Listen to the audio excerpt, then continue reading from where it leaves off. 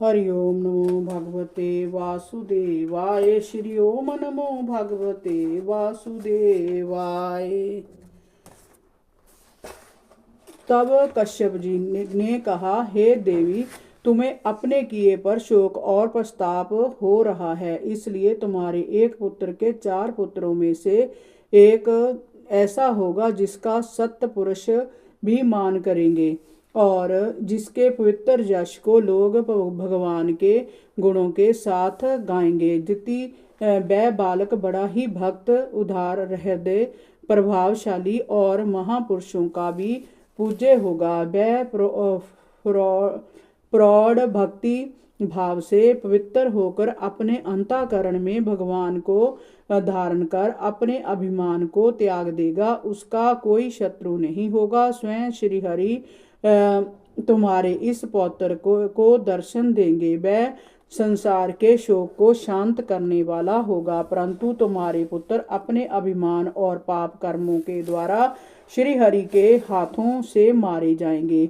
विदर जी अपने पति की बात सुनकर दिति को कहा, दुख होना चाहिए था, परंतु वह इसी बात से प्रसन्न हो उठी कि उसके पुत्रों का वध श्री हरि के हाथों होगा। 15वां अध्याय। जय विजय को सनकादिक मुनियों का शाप। श्री मैत्रेय जी ने कहा, विदर जी, दिति के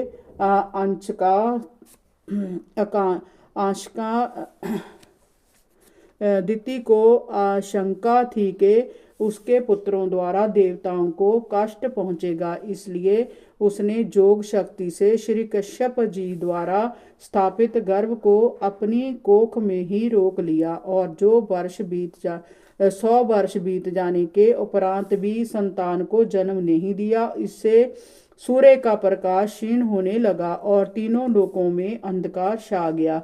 उस अंधकार को देखकर देवगण अत्यंत भयभीत हुए। वह दौड़े दौड़े ब्रह्मा जी के पास पहुंचे और उनकी स्तुति करने लगे। उन्होंने कहा कि भगवान, आप जानते हैं कि इस अंधकार का कारण क्या है।